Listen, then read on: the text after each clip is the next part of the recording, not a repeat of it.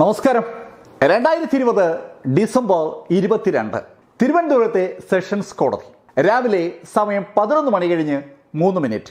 കേരളത്തെ പിടിച്ചുകുലുക്കിയ ഒരു കേസിന്റെ വിചാരണയുടെ സമാപ്തി കുറിക്കുന്ന വിധി വരാൻ പോവുകയാണ്. ബെഞ്ച് ക്ലാർക്കിന്റെ ശബ്ദമാണ് ആ സമയത്ത് നമ്മൾ കേൾക്കുന്നത്.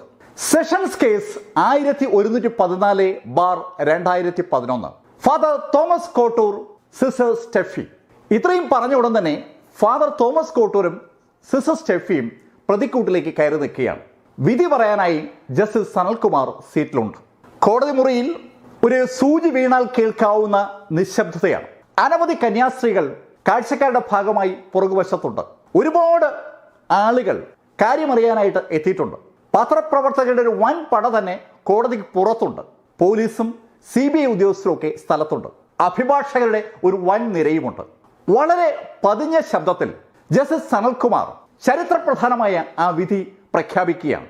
പ്രതികൾ കുറ്റക്കാരാണ്, അവർക്കുള്ള ശിക്ഷ നാളെ പറയും. വളരെ പതിഞ്ഞ ശബ്ദത്തിലാണ് ജസ്റ്റിസ് സനൽകുമാറിന്റെ ശബ്ദം പുറത്തേക്ക് വന്നത്. അതുകൊണ്ട് തന്നെ പുറകിൽ നിൽക്കുന്ന ആൾക്കാർക്ക് എന്താണ് ജസ്റ്റിസ് പറഞ്ഞതെന്ന് കേൾക്കാൻ കഴിഞ്ഞില്ല. പക്ഷേ മുന്നിൽ നിൽക്കുന്ന ആളുകൾ അത് കേട്ടു. അവർ അടുത്ത് നിൽക്കുന്ന ആളുകളോട് പറഞ്ഞു. അങ്ങനെ ആ വാർത്ത സഞ്ചരിച്ച് പുറകിലേക്കും പുറത്തു നിൽക്കുന്ന പത്രക്കാരിലേക്കും എത്തുകയാണ്. സിസ്റ്റർ അഭയുടെ കേസിന് ഒരു പരിസമാപ്തി ഉണ്ടായിരിക്കുന്നു. ആരോപണ വിധേയരായിട്ടുള്ള ഫാദർ തോമസ് കോട്ടൂരും സിസ്റ്റർ സ്റ്റെഫിയും കുറ്റക്കാരാണ് എന്ന് കോടതി വിധിച്ചിരിക്കുന്നു. പെട്ടെന്ന് തന്നെ ഫ്ലാഷ് ന്യൂസ് എല്ലാ ചാനലിലും വരികയാണ്. എല്ലാ ഓൺലൈൻ പത്രങ്ങളിലും ന്യൂസ് വന്നു.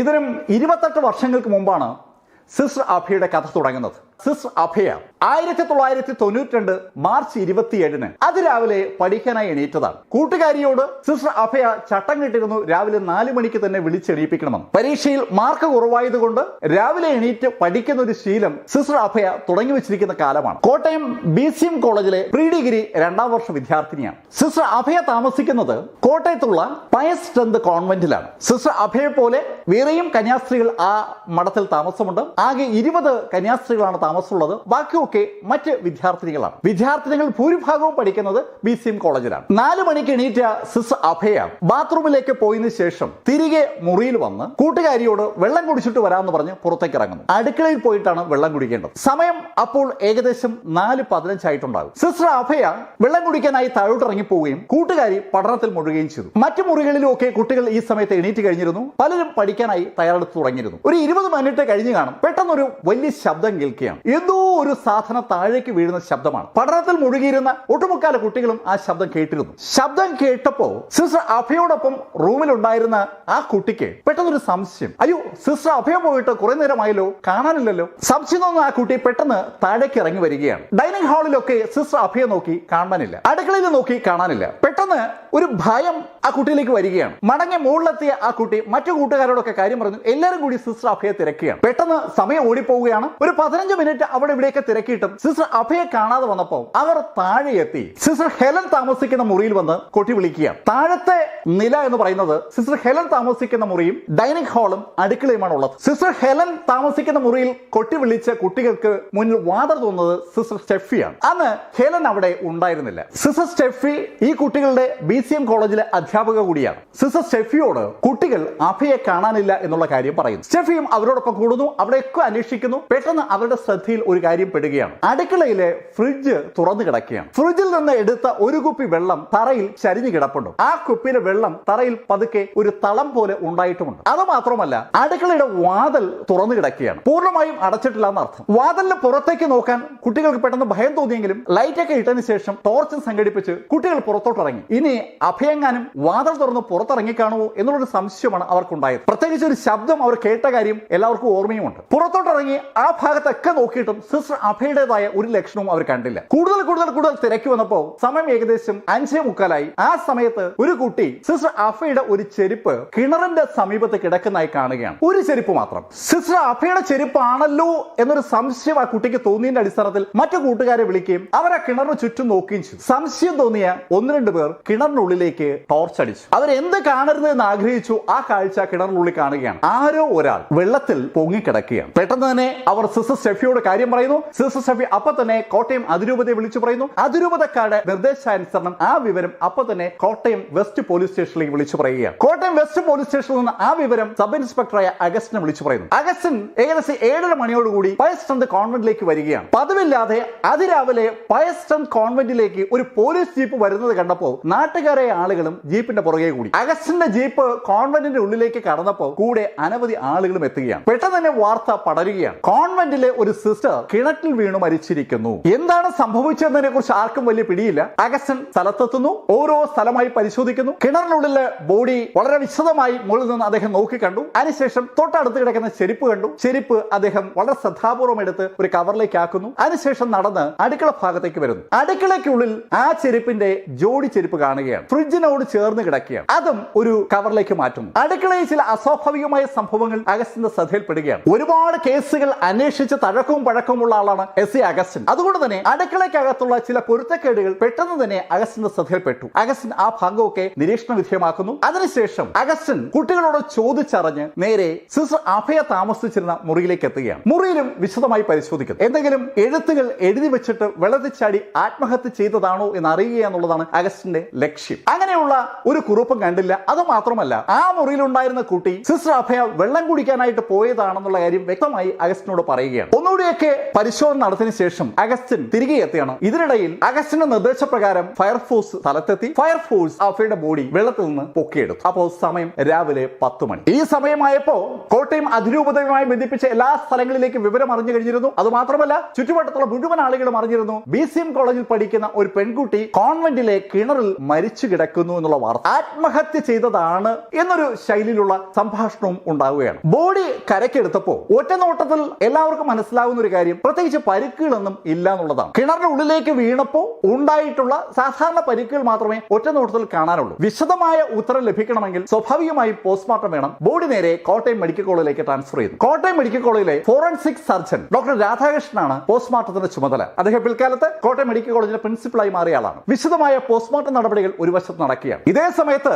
എസ്. അഗസ്റ്റിൻ തന്റെ അന്വേഷണം ആരംഭിക്കുകയാണ്. എന്താ സംഭവിച്ചത്? സിസ്റ്റർ അഭയ ആത്മഹത്യ ചെയ്തതാണെങ്കിൽ അതിന്റെ കാരണം എന്താണ്? വെറുതെ ഒരാൾ രാവിലെ എണീറ്റ് അങ്ങ് ആത്മഹത്യ ചെയ്യാനുള്ള സാധ്യത അഗസ്റ്റിൻ ആദ്യമേ അങ്ങ് തള്ളിക്കളയുകയാണ്. അത് മാത്രമല്ല, അസ്വാഭാവികമായ ചില രംഗങ്ങൾ അഗസ്റ്റിന്റെ ശ്രദ്ധയിൽപ്പെട്ടിരുന്നു. ഫ്രിഡ്ജിന്റെ വാതിൽ തുറന്നിരുന്നതും വെള്ളത്തിന്റെ കുപ്പി തറയിൽ മറിഞ്ഞു കിടന്നതും അതിനടുത്ത് ഒരു ചെരുപ്പ് കണ്ടതും അതിന്റെ മറുജോടി ചെരുപ്പ് കിണറ്റിൻകരെ കണ്ടതും മാത്രമല്ല അഗസ്റ്റിന്റെ ശ്രദ്ധയിൽപ്പെട്ടത്, സിസ്റ്റർ അഭയുടെ ശിരോവസ്ത്രം അടുക്കളയിൽ കിടക്കുകയാണ്. വെള്ളം കുടിക്കാനായിട്ട് മുറിയിൽ നിന്ന് അടുക്കളയിലേക്ക് വന്ന സിസ്റ്റർ അഭയ ശിരോവസ്ത്രം എടുത്ത് ധരിച്ചിരിക്കുന്നു. അത് കാണിക്കുന്നത് വളരെ വളരെ നോർമലായ കോൺഷ്യസ് ആയിട്ടുള്ള ഒരു മൈൻഡോടെയാണ് സിസ്റ്റർ അഭയ മുറിയിൽ നിന്ന് അടുക്കളയിലേക്ക് വന്നതെന്നാണ്. അവിടെ വന്നതിന് ശേഷം ഫ്രിഡ്ജ് തുറക്കുന്നു, വെള്ളം എടുക്കുന്നു, പകുതി വെള്ളം കുടിക്കുന്നു, ബാക്കി വെള്ളം തറയിലൊക്കെ ഒഴിക്കുന്നു, ഒരു കാലിലെ ചെരുപ്പ് ഊരിയിടുന്നു, അതിനുശേഷം വാതിൽ തുറക്കുന്നു, ഒരു കാലിൽ മാത്രം ചെരുപ്പിട്ട് കൊന്നി കിണറിനടുത്ത് വരുന്നു, എന്നിട്ട് ചെരുപ്പ് ഊരി തറയിടുന്നു, വീണ്ടും വെള്ളത്തിലേക്ക് ചാടുന്നു. ഇത് അങ്ങോട്ട് ലോജിക്കായിട്ട് എസ്. അഗസ്റ്റിന് തോന്നിയില്ല. അങ്ങനെയൊക്കെ സംഭവിക്കൂ? ആത്മഹത്യ ചെയ്യാനായിട്ട് പോകുന്ന ആള് എന്തിനാ ഒരു ചെരുപ്പ് ഫ്രിഡ്ജിന്റെ അടുത്ത് ഊരിയിട്ടിട്ട് ഒറ്റ ചെരുപ്പിൽ കിണർ വരെ പോകണം? അങ്ങനെ ചെയ്യണമെന്ന ആളിന് 2 ചെരുപ്പ് വിട്ട് അതുവരെ പോകാമല്ലോ. എന്തോ ചില കുഴപ്പങ്ങൾ അഗസ്റ്റിന് തോന്നിയത് കൊണ്ട് അഗസ്റ്റിൻ ആ ഹോസ്റ്റലിലെ ഓരോ താമസക്കാരെയും ചോദ്യം ചെയ്യാനായി വിളിക്കുക. എല്ലാ ശൈലിയിലുമുള്ള ചോദ്യം ചെയ്യലാണ്. ചോദ്യം ചെയ്യുന്നതിനിടയിൽ ഒരു കുട്ടി ഒരു കാര്യം പറഞ്ഞു. തലേദിവസം രാത്രി ഏകദേശം 10 മണിയോട് അടുപ്പിച്ച് ഗേറ്റിന് പുറത്തായിട്ട് ചുവന്ന തലയെക്കൊട്ടുള്ള ഒരാളെ കണ്ടതായി തോന്നി എന്നാ പറഞ്ഞു. അതിനു മുമ്പേ ആ ആളെ എപ്പോഴെങ്കിലും കണ്ടതായി തോന്നിയിട്ടുണ്ടോ എന്ന് അഗസ്റ്റിൻ എടുത്ത് ചോദിക്കുകയാണ്. ഇല്ല എന്നായിരുന്നു ആ കുട്ടിയുടെ ഉത്തരം. പിന്നീട് ആ ആളെ കണ്ടോ എന്ന ചോദ്യത്തിന് രാത്രി ഞാൻ ഉറങ്ങാൻ കിടന്നപ്പോ വീണ്ടും കണ്ടതായി തോന്നുന്നു എന്നുകൂടി ആ കുട്ടി പറഞ്ഞു. ഇരുട്ടാണ്, വ്യക്തതയില്ല, പക്ഷേ ചുവപ്പ് നിറമായതുകൊണ്ട് എന്റെ ദൃഷ്ടിയിൽ പെട്ടതാണ് എന്ന് കൂടി ആ കുട്ടി പറയുകയാണ്. ചുമന്ന തലയെക്കെട്ടുള്ള ഒരാൾ, അതൊരു സൂചനയാണ്. സാധാരണഗതിയിൽ പെൺകുട്ടികൾ മാത്രം താമസിക്കുന്ന ഹോസ്റ്റലിന്റെ സമീപത്തേക്ക് പുരുഷന്മാർ പലരെയൊക്കെ കാണും. പുരുഷന്മാരുടെ ഒരു എന്റർടൈൻമെന്റ് ആണല്ലോ പെൺകുട്ടികളുടെ ഹോസ്റ്റൽ സൈഡിൽ കൂടിയൊക്കെ നടക്കുക, വായി നോക്കുക എന്നൊക്കെ പറയുന്നത്. ആ കൂട്ടത്തിൽപ്പെട്ട ആരെങ്കിലും ആണോ എന്ന്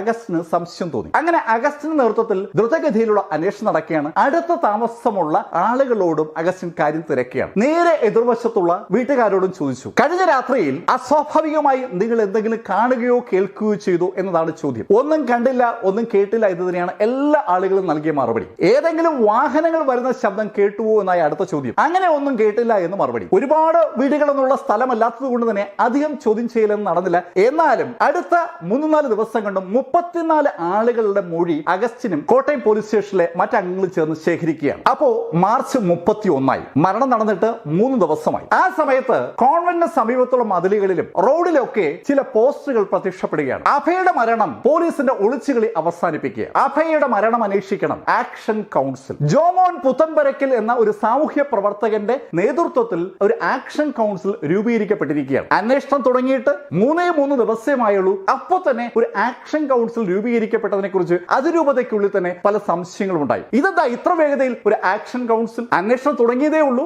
ആത്മഹത്യയാണോ കൊലപാതകമാണോ എന്ന് കൃത്യമായും പോലീസ് ഇതുവരെ തിരിച്ചറിഞ്ഞിട്ടില്ല. പോസ്റ്റ്മോർട്ടം റിപ്പോർട്ടിന് വേണ്ടി പോലീസും വെയിറ്റ് ചെയ്യാണ്. പോസ്റ്റ്മോർട്ടം ചെയ്ത രാധാകൃഷ്ണന്റെ റിപ്പോർട്ട് പോലീസിലേക്ക് എത്തുന്നതിന് മുമ്പ് തന്നെ ആക്ഷൻ കൗൺസിലിന്റെ വക പോസ്റ്ററുകൾ പല സ്ഥലത്തും പതിക്കപ്പെട്ടതിന്റെ പിന്നിലുള്ള യുക്തിയെക്കുറിച്ച് അതിരൂപതയിൽ തന്നെ പല ചർച്ചകളും ഉണ്ടാവുകയാണ്. എന്തോ ഒരു കുഴപ്പം എവിടെയൊക്കെയോ ഫീൽ ചെയ്യുന്നതായിട്ട് അതിരൂപതയ്ക്ക് തോന്നുകയാണ്. ഡോക്ടർ രാധാകൃഷ്ണൻ റിപ്പോർട്ട് കിട്ടുന്നു. റിപ്പോർട്ടിൽ വളരെ വ്യക്തമായി ഡോക്ടർ രാധാകൃഷ്ണൻ സൂചിപ്പിക്കുകയാണ്, 300 മില്ലിലിറ്റർ വെള്ളം സിസ്റ്റർ അഭയുടെ വയറിനകത്ത് കയറിയിട്ടുണ്ട്. ആ വെള്ളം കുടിച്ചാണ് സിസ്റ്റർ അഭയ മരിച്ചിരിക്കുന്നത്. മരണകാരണം മുങ്ങി മരണമാണ് എന്നാണ് ഡോക്ടർ രാധാകൃഷ്ണന്റെ വ്യക്തമായ നിഗമനം. 300 മില്ലിലിറ്റർ മാത്രം വെള്ളം കുടിച്ചാൽ ഒരാൾ മരിക്കുമോ എന്ന ചോദ്യം എടുത്തു ചോദിച്ചാൽ സംഭവിക്കാനും സംഭവിക്കാതിരിക്കാനും സാധ്യതയുണ്ടെന്നുള്ളതാണ് ശാസ്ത്രീയമായ ഉത്തരം. പക്ഷേ ഇവിടെ ഡോക്ടർ രാധാകൃഷ്ണൻ വളരെ വ്യക്തമായി സൂചിപ്പിക്കുന്നു, 300 മില്ലിലിറ്റർ വെള്ളം കുടിച്ചിട്ടാണ് അഭയ മരിച്ചിരിക്കുന്നത്. 2, സിസ്റ്റർ അഭയുടെ തലയുടെ പുറകുവശത്ത് വലത് ചെവിയുടെ വശത്തിനോട് ചേർന്ന് ചെറിയ 2 മുറിവുകളുണ്ട്. ഒന്നാമത്തെ മുറിവ് ഏകദേശം 1.8 സെന്റിമീറ്റർ നീളമാണ്. ചെറിയ നീളം, ഏകദേശം ഒരു ഇത്രയും വരാം എന്ന് പറയുന്ന നീളം. അതിന് ഒരു 1/2 സെന്റിമീറ്റർ വീതിയുമുണ്ട്, ഒരു 0.2 സെന്റിമീറ്റർ താഴ്ചയുമുണ്ട്. അതാണ് പുറകുവശത്ത് കാണുന്ന ഒരു മുറിവ്. അതിന് സമീപത്തായിട്ട് മറ്റൊരു മുറിവ് കൂടിയുണ്ട്, അത്ര വലിപ്പത്തിലല്ലാത്തത്. അങ്ങനെ 2 മുറിവുകളാണ് തലയുടെ പുറകു ഭാഗത്തായി കാണുന്നത്. മൂന്നാമത്തെ മുറിവ് പുറകുവശത്ത് തന്നെ ഷോൾഡറിന്റെ പുറകിലായിട്ട് ഒരു തൊലി ഉരഞ്ഞ് ഇളകിയിരിക്കുന്ന പാടാണ്. കിണറിന്റെ ഉള്ളിലേക്ക് വീണപ്പോൾ എവിടെയോ തട്ടി തൊലി അടർന്നു മാറിയിരിക്കുന്നു എന്നർത്ഥം. ഒരു 4 സെന്റിമീറ്റർ നീളത്തിലും 3 സെന്റിമീറ്റർ വീതിയിലുമാണ് തൊലി നഷ്ടപ്പെട്ടിരിക്കുന്നത്. അതിന് സമീപത്തായി അടുത്തൊരു മുറിവ് കൂടിയുണ്ട്. അതുപോലെ ഇടുപ്പിന്റെ താഴെയായിട്ടും ഒരു ചതവുണ്ട്, കഴുത്തിലും ചെറിയ ചതവുണ്ട്. പറയത്തക്ക മുറിവുകളൊന്നും ശരീരത്തിൽ അധികം കാണുന്നില്ല എന്നാണ് പോസ്റ്റ്മോർട്ടം റിപ്പോർട്ടിലൂടെ കടന്നുപോയ അഗസ്റ്റിന് മനസ്സിലായത്. സിസ്റ്റർ അഭയ ആത്മഹത്യ ചെയ്തതാണെന്ന് തോന്നുന്ന ശൈലിയിലുള്ള പോസ്റ്റ്മോർട്ടം റിപ്പോർട്ടാണ് അഗസ്റ്റിന് മുന്നിൽ എത്തിയിരിക്കുന്നത്. വെള്ളം കുടിച്ചു തന്നെയാണ് മരിച്ചിരിക്കുന്നതെന്ന് വളരെ വ്യക്തം. അതുമാത്രമല്ല, ഒരു കാര്യം കൂടി ഡോക്ടർ എടുത്തു പറയുന്നുണ്ട്, വെള്ളത്തിൽ വീഴുന്ന സമയത്ത് സിസ്റ്റർ അഭയയ്ക്ക് ബോധമുണ്ടായിരുന്നു. അവിടെ അഗസ്റ്റിന് കൺഫ്യൂഷൻ കുറയുകയാണ്. ആത്മഹത്യ ചെയ്യുക എന്ന് പറയുമ്പോൾ സ്വയം തീരുമാനിച്ച് ചെയ്യുന്ന കാര്യമാണ്. അതുകൊണ്ടായിരിക്കും ബോധപൂർവം വെള്ളം കുടിച്ചത് എന്നുള്ള ധാരണയിലേക്ക് അഗസ്റ്റിന് എത്തുകയാണ്. കിണറിൽ ചാടി ആത്മഹത്യ ചെയ്തു എന്നതിലേക്ക് അഗസ്റ്റിന്റെ റിപ്പോർട്ട് ക്ലോസ് ചെയ്യാനായി ശ്രമിക്കുമ്പോൾ ആ മേഖലയിലുള്ള എല്ലാ ചുവരുകളിലും അഭയ ആക്ഷൻ കൗൺസിൽ എന്ന പേരിൽ പോസ്റ്ററുകളുടെ ഒരു യുദ്ധം തന്നെ ആരംഭിച്ചിരുന്നു. ഒരുപാട് പോസ്റ്ററുകൾ. ജോമോൻ പുത്തൻപുരയ്ക്കൽ നേതൃത്വം കൊടുക്കുന്ന ഒരു ആക്ഷൻ കൗൺസിലിന്റെ ഭാഗമായിട്ടുള്ള പോസ്റ്ററുകളും ധാരാളം വാർത്തകളും അനുകൂലമായിട്ടും പ്രതികൂലമായിട്ടൊക്കെ ഉണ്ടാവുകയാണ്. അന്വേഷണം പൂർത്തീകരിക്കുന്നതിന് തൊട്ടു മുമ്പ് തന്നെ ഗവൺമെന്റ് വെസ്റ്റ് പോലീസ് സ്റ്റേഷനിൽ നിന്ന് അന്വേഷണം ക്രൈംബ്രാഞ്ചിലേക്ക് മാറ്റുകയാണ്. 1992 ഏപ്രിൽ 14 ക്രൈംബ്രാഞ്ചിലേക്ക് അന്വേഷണം മാറ്റുന്നത്. സാധാരണഗതിയിൽ ഒരു ലോക്കൽ പോലീസ് സ്റ്റേഷൻ ഒരു അന്വേഷണം ഏറ്റെടുത്ത് കഴിഞ്ഞാൽ കുറച്ച് ദിവസങ്ങൾ കഴിഞ്ഞിട്ടാണ് ക്രൈംബ്രാഞ്ചിലേക്ക് അന്വേഷണം മാറുക. ഇവിടെ എല്ലാം കൂടെ ചേർത്തൊരു 17 ദിവസമേ എടുത്തുള്ളൂ. മാർച്ച് 27 മരണം നടക്കുന്നു. ഏപ്രിൽ 14 അന്വേഷണം ക്രൈംബ്രാഞ്ചിലേക്ക് മാറുന്നു. വളരെ വേഗത്തിലാണ് തീരുമാനം. ആ കാലഘട്ടത്തിൽ കൂടുതൽ സമയമെടുത്തിട്ടാണ് ക്രൈംബ്രാഞ്ചിലേക്ക് സാധാരണ അന്വേഷണങ്ങൾ ചേഞ്ച് ചെയ്തുകൊണ്ടിരുന്നത്. ഇപ്പോൾ ഒരു കൊലപാതകമൊക്കെ നടന്ന ഉടൻ തന്നെ ക്രൈംബ്രാഞ്ചിലേക്ക് അന്വേഷണം വിടുന്ന ഒരു ശൈലിയും ശീലമൊക്കെ ഉണ്ട്. പറ്റുമെങ്കിൽ അന്ന് തന്നെ CBIക്ക് വിടണമെന്നോ ആവശ്യപ്പെടുന്ന ആളുകളുമുണ്ട്. ഇത് കാലം മാറിയ സമയമാണ്. പക്ഷെ അന്ന് അതായിരുന്നില്ല.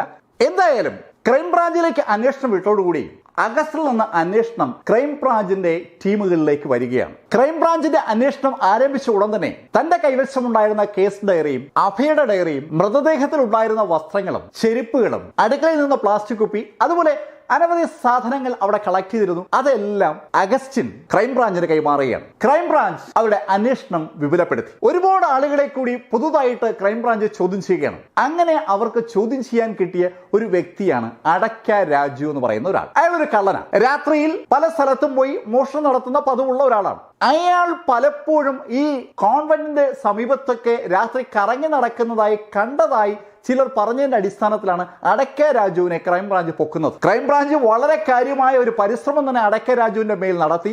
ഇവിടെ സിസ്റ്റർ അഭയ ആത്മഹത്യ ചെയ്തത് അല്ല എങ്കിൽ പിന്നെ അത് കൊലപാതകമായിരിക്കും. കൊലപാതകമാണെങ്കിൽ അടക്ക രാജു ആയിരിക്കും നടത്തിയത് എന്നുള്ളൊരു ശൈലിയിലേക്ക് കൊണ്ടുവരാനുള്ള ശ്രമം ക്രൈംബ്രാഞ്ച് നടത്തി എന്നാണ് പിൽക്കാലത്ത് അടക്ക രാജു തന്നെ റിപ്പോർട്ട് ചെയ്തത്. അടക്ക രാജുവിനെ കാര്യമായി ക്രൈംബ്രാഞ്ച് കൈവച്ചു എന്നർത്ഥം. അടക്ക രാജുവിനോട് ചോദിച്ചു, നിങ്ങൾ എന്തിന് സിസ്റ്റർ അഭയെ കൊന്നു? അഭയെ കൊന്നിട്ടില്ല എന്ന് അടക്ക രാജു. എന്തായാലും 1-2 മാസം ക്രൈംബ്രാഞ്ചിന്റെ പ്രധാനപ്പെട്ട ഉദ്യോഗസ്ഥനായ മൈക്കിളുമായിട്ട് അടക്ക രാജുവിന് കാര്യമായി ഉരസേണ്ടി വന്നു എന്നുള്ളതാണ് സത്യം. അടക്ക രാജുവിന് കാര്യമായ ദേഹോപദ്രവം ഏറ്റുവെന്ന് അടക്ക രാജു പിൽക്കാലത്ത് മാധ്യമങ്ങളോട് പറയുകയും ചെയ്തിട്ടുണ്ട്. കഥ ഇങ്ങനെ മുന്നോട്ട് പോവുകയാണ്. അവസാനം ക്രൈംബ്രാഞ്ച് അവരുടെ അന്വേഷണം അവസാനിപ്പിച്ച് കോടതിയിൽ റിപ്പോർട്ട് ചെയ്യുകയാണ്. സിസ്റ്റർ അഭയ ആത്മഹത്യ ചെയ്തത് തന്നെയാണ്. കൊലപാതകം നടന്നിരിക്കാനുള്ള ഒരു സാധ്യതയും കാണുന്നില്ല. സാഹചര്യ തെളിവുകളും ദൃക്സാക്ഷികളിൽ നിന്നുള്ള മൊഴികളും അതുപോലെ പോസ്റ്റ്മോർട്ടം റിപ്പോർട്ടും ഒക്കെ സൂചിപ്പിക്കുന്നത് സിസ്റ്റർ അഭയ ആത്മഹത്യ ചെയ്തിരിക്കാനാണ് സാധ്യത എന്നാണ് ക്രൈംബ്രാഞ്ച് റിപ്പോർട്ട്. അതിന് അവർ ഒരു കാരണം കൂടി സൂചിപ്പിച്ചു. സിസ്റ്റർ അഭയയുടെ കുടുംബത്തിൽ ആത്മഹത്യാ പ്രവണതയുള്ള ആളുകൾ വേറെയും ഉണ്ടായിട്ടുണ്ട്. അവർ ആത്മഹത്യ ചെയ്യാൻ പലപ്പോഴും ശ്രമിച്ചിരുന്നു എന്നൊരു കഥ കൂടി ക്രൈംബ്രാഞ്ച് കോടതിയെ ധരിപ്പിക്കുകയാണ്. 1993 ജനുവരി 30-നാണ് ക്രൈംബ്രാഞ്ച് കോടതിയിൽ സിസ്റ്റർ അഭയ ആത്മഹത്യ ചെയ്തതാണ് എന്ന ശൈലിയിലുള്ള റിപ്പോർട്ട് നൽകുന്നത്. വിവരം അഭയ ആക്ഷൻ കൗൺസിൽ അറിയുന്നു. അവർ നേരെ ഹൈക്കോടതിയെ സമീപിക്കുന്നു. ഇതേ സമയത്ത് സിസ്റ്റർ അഭയ അംഗമായിരുന്ന സന്യാസി സമൂഹത്തിലെ മദർ സുപ്പീരിയർ ഉൾപ്പെടെയുള്ള 67 ആളുകൾ ഒപ്പിട്ട ഒരു നിവേദനം അന്നത്തെ മുഖ്യമന്ത്രിയായ കരുണാകരന് ലഭിക്കുകയാണ്. സിസ്റ്റർ അഭയ ആത്മഹത്യ ചെയ്തതല്ല എന്ന് ആ സന്യാസി സമൂഹത്തിന് വേണ്ടി മദർ സുപ്പീരിയർ ഉറപ്പിച്ചു പറയുകയാണ്. അങ്ങനെ ആത്മഹത്യ ചെയ്യേണ്ട ഒരു കാര്യവും സിസ്റ്റർ അഭയക്ക് ഉണ്ടായിരുന്നില്ല. അങ്ങനെയുള്ള ഒരു മാനസിക പ്രശ്നവും അഭയ കാണിച്ചിരുന്നില്ല. പഠിക്കുന്നതിൽ കുറച്ച് പിന്നോക്കമായിരുന്നു എന്ന ഒറ്റ കാരണം മാത്രമാണ് അഭയക്കുള്ളത്. ബാക്കി എല്ലാ കാര്യങ്ങളിലും വളരെ പങ്ക്ച്വൽ ആയിട്ടുള്ള, ശരിക്കും റിലീജിയസ് ആയിട്ടുള്ള എല്ലാ കാര്യങ്ങളിലോടും സഹകരിക്കുന്ന, സുഹൃത്തുക്കളുമായി നല്ല ബന്ധം പുലർത്തുന്ന, എപ്പോഴും ഉന്മേഷവതിയായി കാണുന്ന സിസ്റ്റർ അഭയ ഒരു കാരണവശാലും ആത്മഹത്യ ചെയ്തില്ല എന്ന് മദർ സുപ്പീരിയർ കരുണാകരനോട് ഉറപ്പിച്ചു പറയുകയാണ്. എങ്ങനെയും ഈ അന്വേഷണം തുടരണം, അന്വേഷിച്ച് സത്യം കണ്ടെത്തണമെന്ന് കരുണാകരനോട് ആവശ്യപ്പെടുകയാണ്. അങ്ങനെ ആ തീരുമാനമുണ്ടാകുന്നു. കേസ് ഗവൺമെന്റ് CBIക്ക് വിടുകയാണ്. 1993 മാർച്ച് 28-നാണ് കേസ് CBI എടുക്കുന്നത്. 1993 ജനുവരി 30-നാണ് ക്രൈംബ്രാഞ്ച് അന്വേഷണം അവസാനിപ്പിച്ചത്. ഈ സമയത്ത് എല്ലാ തൊണ്ടിമുതലുകളും ക്രൈംബ്രാഞ്ചിന്റെ കൈവശമാണ്. ആ തൊണ്ടിമുതലുകൾ കൈവശം ഇരിക്കുന്ന സമയത്താണ് CBI അന്വേഷണം ഏറ്റെടുക്കുന്നത്. അന്വേഷണം ഏറ്റെടുത്ത മാർച്ച് 28 മുതൽ അടുത്ത 2 മാസക്കാലത്തേക്ക് അന്വേഷണ ഉദ്യോഗസ്ഥനായ വർഗീസ് P. തോമസ് ഒരു തരത്തിലുള്ള അന്വേഷണവും ആ സമയത്ത് നടത്തിയിരുന്നില്ല. അദ്ദേഹം കേസ് സ്റ്റഡി നടത്തുകയായിരുന്നു എന്നാണ് പിൽക്കാലത്ത് പറഞ്ഞത്. ജൂൺ മാസമായപ്പോൾ തികച്ചും അസ്വാഭാവികമെന്ന് പിൽക്കാലത്ത് റിപ്പോർട്ട് ചെയ്യപ്പെട്ട ഒരു കാര്യം സംഭവിക്കുകയാണ്. അന്നത്തെ RDO ആയിരുന്ന SJK കിഷോർ ഒരു ഓർഡർ ഇടുകയാണ്. അഭയുടെ കേസ് ആത്മഹത്യയാണെന്ന് ഉറപ്പിച്ച സ്ഥിതിക്ക് ഇനി അതുമായി ബന്ധിപ്പിച്ച കാര്യങ്ങൾ സൂക്ഷിക്കേണ്ടതില്ല, അത് നശിപ്പിച്ച് കളയണമെന്ന് ഒരു ഉത്തരവ് SJK കിഷോർ തന്റെ ഒരു ഓർഡറായിട്ട് തന്നെ ഇടുകയാണ്. അദ്ദേഹം പിൽക്കാലത്ത് പാലക്കാട് കളക്ടർക്കായ ആളാണ്. അത് സാധാരണഗതിയിൽ അസ്വാഭാവികമായ ഒരു കാര്യമാണെന്ന് പറയാനുള്ള കാരണം CBI അന്വേഷണം പ്രഖ്യാപിച്ചതിന് ശേഷമാണ് ആ ഓർഡർ ഇറങ്ങുന്നത്. അത് പരിശോധിക്കാൻ CBIക്ക് ഒരു അവസരം ഉണ്ടാകുന്നതിന് മുമ്പ് എന്തോ ചില കാരണങ്ങളുടെ അടിസ്ഥാനത്തിൽ ആ തൊണ്ടിമുതലുകൾ നശിപ്പിക്കുവാൻ ആരൊക്കെയോ ശ്രമിച്ചതിന്റെ എൻഡായിട്ടാണ് അത്തരമൊരു ഓർഡർ എന്നാണ് പിൽക്കാലത്ത് കോടതി പോലും നിരീക്ഷിച്ചത്. എവിടെയൊക്കെയോ ചില ഇടപെടലുകൾ, ആ തൊണ്ടിമുതലുകൾ പരിശോധിക്കപ്പെടരുതെന്ന് ആർക്കൊക്കെയോ നിർബന്ധം. എന്തായാലും ജൂൺ മാസത്തിന്റെ അവസാനത്തിൽ ആ തൊണ്ടിമുതലുകൾ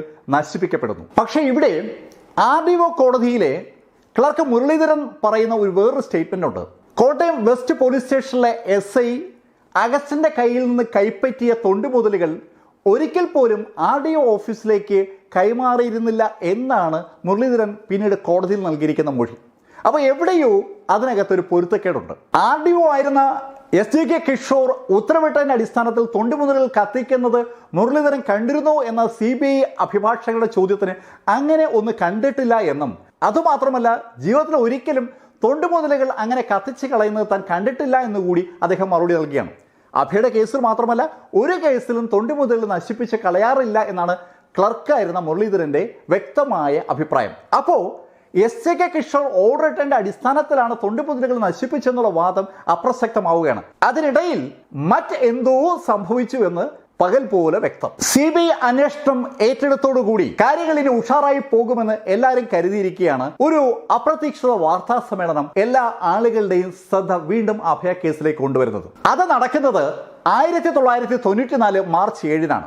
CBIയുടെ അന്വേഷണ ഉദ്യോഗസ്ഥനായ വർഗീസ് പി തോമസിന്റെ ഞെട്ടിപ്പിക്കുന്ന ഒരു വാർത്താ സമ്മേളനമാണ്. അതിനു മുമ്പ് CBIയുടെ ചരിത്രത്തിൽ കേട്ടുകേൾവിയില്ലാത്ത ഒരു വാർത്താ സമ്മേളനം അദ്ദേഹം വിളിച്ചിരിക്കുന്നത് ഒരൊറ്റ കാര്യം പറയാൻ വേണ്ടിയാണ്. താൻ CBIയിൽ നിന്ന് രാജിവെക്കുന്നു എന്നാണ് വർഗീസ് തോമസ് ആ വാർത്താ സമ്മേളനത്തിൽ അറിയിച്ചത്. എന്തിന് രാജിവെക്കുന്നു എന്ന് കൂടി അദ്ദേഹം പറഞ്ഞു. അഭയ കേസിന്റെ അന്വേഷണ ചുമതലയാണ് വർഗീസ് പി തോമസിന് ഉണ്ടായിരുന്നത്. വർഗീസ് പി തോമസ് അന്വേഷിച്ചു വന്നപ്പോൾ അസ്വാഭാവികമായ പല കാര്യങ്ങളും കാണാൻ ഇടവന്നുവെന്നും അത് ഒരു ആത്മഹത്യയല്ല കൊലപാതകമാണെന്ന് ഒരു ധാരണ തനിക്കുണ്ടായെന്നും ആ ധാരണ അടിസ്ഥാനത്തിൽ കേസ് കൂടുതൽ വിപുലമായി പഠിക്കേണ്ടതുണ്ടെന്ന് പറഞ്ഞപ്പോൾ അദ്ദേഹത്തിന്റെ മേലുദ്യോഗസ്ഥനായ ത്യാഗരാജൻ വർഗീസ് പി തോമസിനോട് കേസ് സ്റ്റോപ്പ് ചെയ്യാനും അത് ആത്മഹത്യയാണെന്ന് ക്ലോസ് ചെയ്യാനും ആവശ്യപ്പെട്ടു എന്നാണ് വർഗീസ് പി തോമസ് പത്രസമ്മേളനത്തിൽ പത്രക്കാരോട് പറഞ്ഞത്. പെട്ടെന്ന് അതൊരു കോളിളക്കമായി. ഇന്ത്യയിലെ എമ്പാടുമുള്ള പത്രങ്ങൾ ആ വാർത്ത പ്രസിദ്ധീകരിക്കുകയാണ്. CBI ഉദ്യോഗസ്ഥനായ വർഗീസ് പി തോമസിന് ഇനിയും 7 വർഷം സർവീസ് ഉണ്ട്. ആ സർവീസ് വേണ്ട എന്ന് വെച്ചിട്ട് ഇത് അദ്ദേഹം രാജിവെച്ചിരിക്കുന്നു. അദ്ദേഹം വളരെ വ്യക്തമായി പറയുന്നു, അദ്ദേഹത്തിന്റെ സീനിയർ ഉദ്യോഗസ്ഥൻ കേസിൽ ഇടപെടുന്നു, അനധികൃതമായി ഇടപെടുന്നു. കൊലപാതകം എന്ന് അദ്ദേഹം അന്വേഷിച്ച് കണ്ടെത്തിയിരിക്കുന്ന കേസിനെ ആത്മഹത്യയാക്കി മാറ്റണമെന്നാണ് സീനിയർ ഉദ്യോഗസ്ഥൻ ആവശ്യപ്പെട്ടിരിക്കുന്നതാണ് വർഗീസ് പി തോമസ് പറഞ്ഞത്. കോളിളക്കം ഉണ്ടാക്കാൻ അധികം സമയമൊന്നും വേണ്ടല്ലോ. സകല ചാനലുകളും വന്നു തുടങ്ങിയിരിക്കുന്ന സമയമാണ്. ഏഷ്യാനെറ്റ് അതൊക്കെ എടുത്തങ്ങ് അലക്കാൻ തുടങ്ങിയ സമയം. നമ്മളെ ദൂരദർശനിൽ നിന്ന് ആളുകൾ ഏഷ്യാനെറ്റിലേക്കും മറ്റ് സ്വകാര്യ ചാനലിലേക്ക് കടക്കുന്ന കാലഘട്ടമാണത്. അതുകൊണ്ട് തന്നെ ശരിക്കും പ്രാധാന്യം കിട്ടി ആ പത്രസമ്മേളനത്തിന്. വർഗീസ് പി തോമസിന്റെ സ്ഫോടനാത്മകമായ ആ പത്രസമ്മേളനം ജോമോൻ പുത്തമ്പരക്കലിനെ ടീമിനെയും വീണ്ടും രംഗത്തിറക്കിയാണ്. അഭയുടെ പിതാവ് ഒരു റിട്ട് പെറ്റീഷൻ ഹൈക്കോടതിയിൽ സമർപ്പിക്കുകയാണ്. CBI ഉദ്യോഗസ്ഥനായ ത്യാഗരാജനെ മാറ്റി നിർത്തിക്കൊണ്ട് അഭയ കേസ് അന്വേഷിക്കണമെന്നാണ് അദ്ദേഹത്തിന്റെ ആവശ്യം. കേസിന്റെ വാദം വളരെ വിശദമായി കേട്ട ഹൈക്കോടതി 94 ജൂണിൽ തന്നെ അവരുടെ പുതിയ ഉത്തരവിറക്കി. CBI ഉദ്യോഗസ്ഥനായ ത്യാഗരാജനെ മാറ്റിയിട്ട് CBIയുടെ തന്നെ ജോയിന്റ് ഡയറക്ടർ നേരിട്ട് ഈ കേസ് അന്വേഷിക്കണം എന്ന് കോടതി CBIയോട് ആവശ്യപ്പെടുകയാണ്. വളരെ ശക്തമായ ഒരു നിരീക്ഷണം ഇതുമുതൽ കോടതി ഈ കേസിലേക്ക് കൊണ്ടുവരികയാണ്. പുതിയ അന്വേഷണ സംഘം അനവധി വിവരങ്ങൾ ശേഖരിക്കുകയാണ്. അവർക്ക് അന്വേഷിക്കാനായി ലഭിക്കേണ്ടിയിരുന്ന പല തൊണ്ടിമുതലുകളും ലഭ്യമല്ല എന്നുള്ളത് CBIയെ സംബന്ധിച്ചിടത്തോളം വല്ലാത്തൊരു തടസ്സമായിരുന്നു. പക്ഷേ അവർ ശാസ്ത്രീയമായ വേറെ ചില മാർഗങ്ങൾ അവലംബിക്കാൻ തീരുമാനിക്കുന്നു. 1995 ഏപ്രിൽ മാസത്തിൽ അവർ അഭയ മരിച്ചു കിടന്ന കിണറ്റിൽ അഭയുടെ അതേ ഭാരത്തിലും രൂപത്തിലുമുള്ള ഡമ്മി ഉണ്ടാക്കി, ഡമ്മി ഒരാൾ ചാടുന്ന രീതിയിലും തള്ളിയിട്ടാലുള്ള രീതിയിലും പല ശൈലിയിലുള്ള പരീക്ഷണങ്ങൾ നടത്തുകയാണ്. ആ ഡമ്മിയിൽ ഉണ്ടാകുന്ന ക്ഷതങ്ങൾ നോക്കിയിട്ട് നേരത്തെ അഭയുടെ മരണം കഴിഞ്ഞ ഉടൻ നടത്തിയ പോസ്റ്റ്മോർട്ടത്തിൽ ഡോക്ടർ രാധാകൃഷ്ണൻ സൂചിപ്പിച്ചിരിക്കുന്ന മുറിവുകൾ ഏത് ശൈലിയിൽ ഡമ്മി വീണാലാണ് ഉണ്ടാവുക എന്ന് കണ്ടുപിടിക്കുക എന്നുള്ളതാണ് CBIയുടെ ലക്ഷ്യം. അതിൽ അവർ വിജയിക്കുകയും അവസാനം അവർ തീരുമാനിച്ചു അഭയ സ്വയം ചാടിയതല്ല, അഭയെ എടുത്ത് ആരോ കിണറ്റിലോട്ട് ഇട്ടതാണ്. അതിന്റെ ഫലമായാണ് അഭയുടെ ശരീരത്തിൽ ഉണ്ടായ മുറിവുകളെന്ന് നിസ്സംശയം CBIക്ക് മനസ്സിലാവുകയാണ്. അഭയ ആത്മഹത്യ ചെയ്തതല്ല, അഭയെ കൊന്നതാണ്.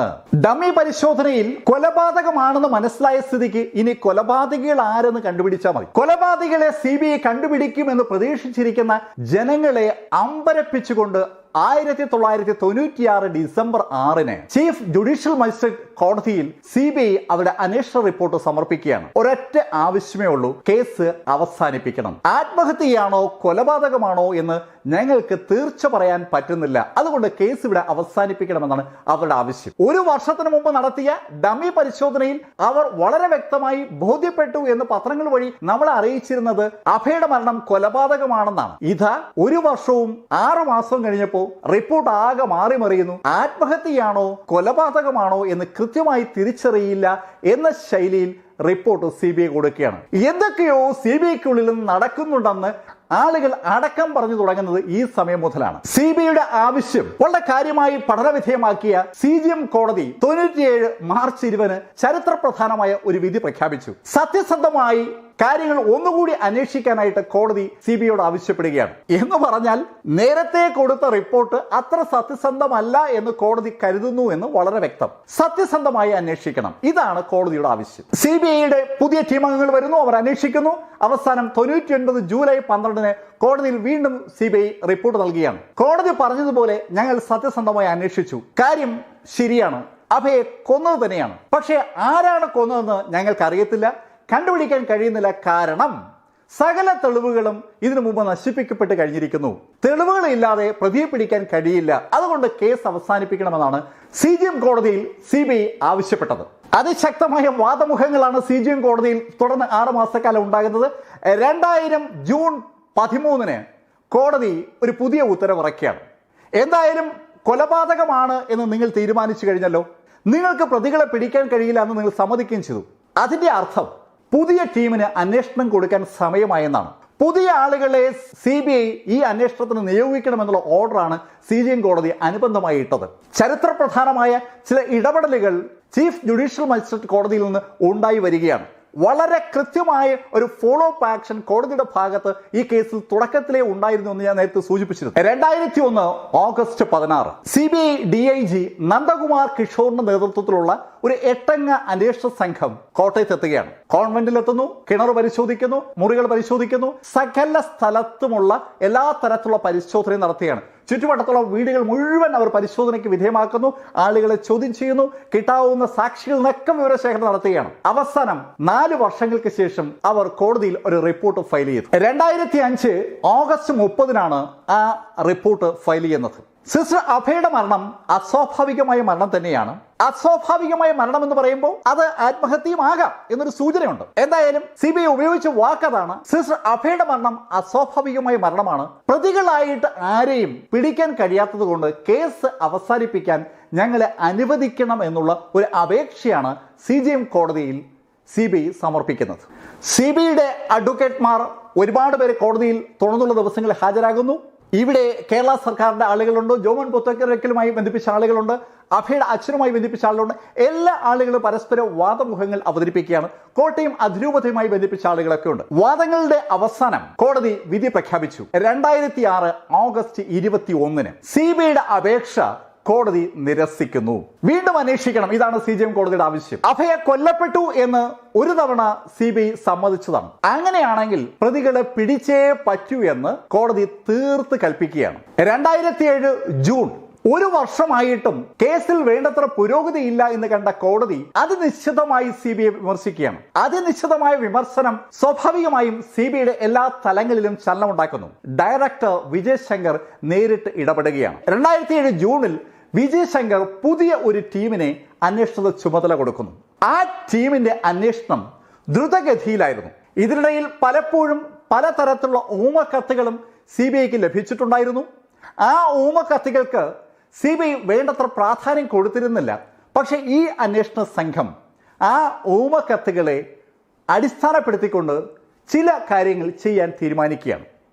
ഊമക്കത്തുകളുടെ സ്വഭാവം എന്ന് പറയുന്നത്, സിസ്റ്റർ അഭയ കൊല്ലപ്പെട്ടതിനെ കുറിച്ച് കൂടുതൽ വിവരങ്ങൾ അറിയണമെങ്കിൽ സിസ്റ്റർ സ്റ്റെഫിയെയും ഫാദർ തോമസിനെയും ഫാദർ പിതൃക്കലിനെയും ചോദ്യം ചെയ്യണമെന്നാണ് ആ ഊമക്കത്തുകളുടെ ബേസ്. ആ ഊമക്കത്തെന്ന് പറയുമ്പോൾ അറിയാലോ ആരാണ് എന്ന് അറിയാൻ കഴിയത്തില്ല. പക്ഷെ ആ ആള് അറിയപ്പെടുന്ന ഒരാളാണ് എന്നുള്ള വിവരവും കൂടി CBIക്ക് കിട്ടുന്നു.